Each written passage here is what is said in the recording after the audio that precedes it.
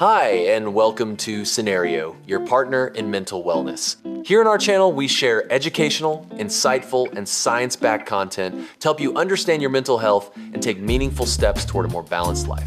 If you're ready to learn, grow, and take control of your wellness journey, let's jump right in. Welcome, everyone. Today, we're going to be your guide on a tour through the pretty popular world of over-the-counter mood support. The whole point here is to give you clear, science-backed info so you can navigate this landscape safely and, effectively. So have you ever found yourself wondering about, gentler alternatives? Or maybe something to add to your existing routine for managing your mood?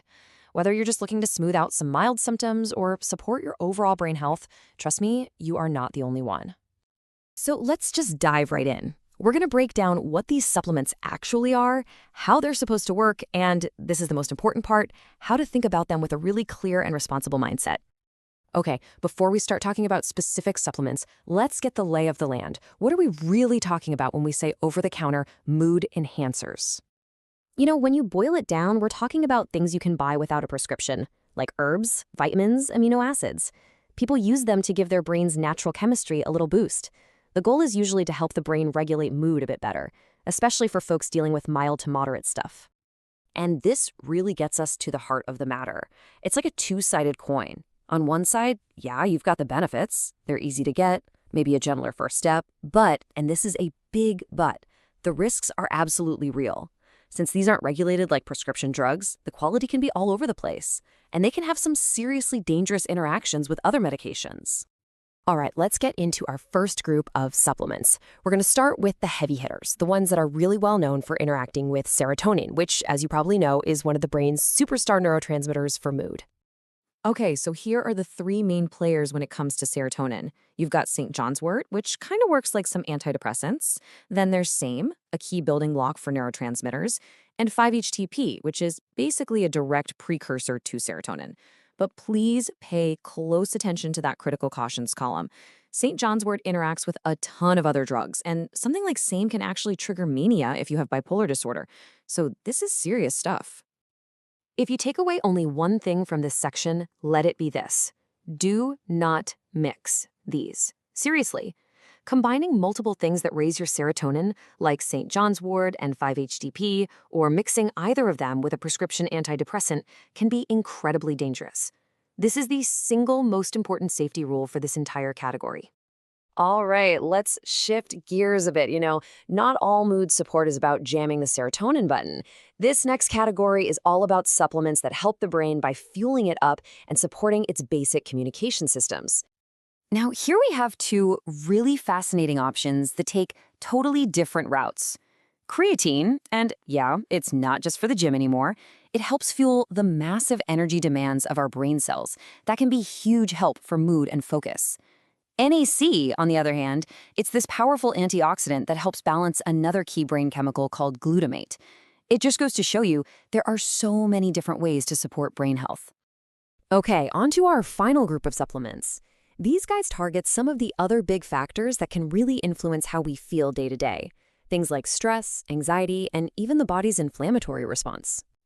So in this group, you've got L-theanine. That's the stuff in green tea that gives you that calm but focused feeling.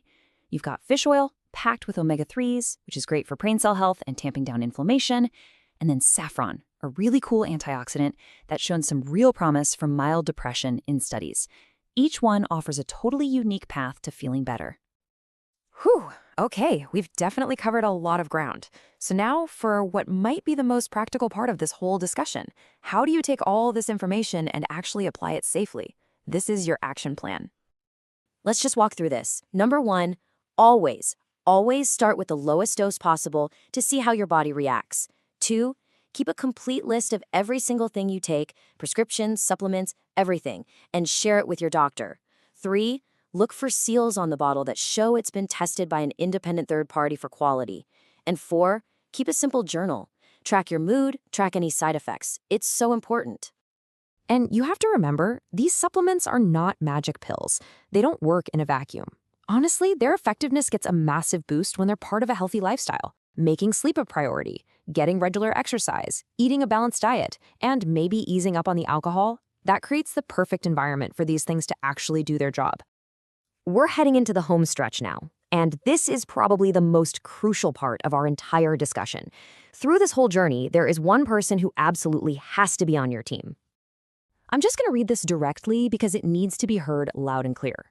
Supplements are not a replacement for clinical care in severe depression, suicidal thoughts, or psychosis. These over-the-counter options can be a tool for mild symptoms, for sure, but they are not a substitute for professional medical help when things get serious. This is not a gray area, it's a bright red line you do not cross. And that really brings us to the ultimate takeaway here. Your doctor or another qualified healthcare provider has to be your co-pilot on this. They're the ones who can check for dangerous interactions, help you pick the right thing, and make sure you're taking care of your mental wellness in a safe, smart way. That conversation is the most important first step you can take. So, as we wrap this up, I'll just leave you with this question to think about. Now that you're armed with all this knowledge, what's the next informed, responsible conversation you're going to have about your own mental wellness journey? Thanks so much for joining me today. Thank you for watching Cenario. If this video helped you, don't forget to like, subscribe, and share. For personalized mental wellness supplements, visit Cenario.com. See you in the next one.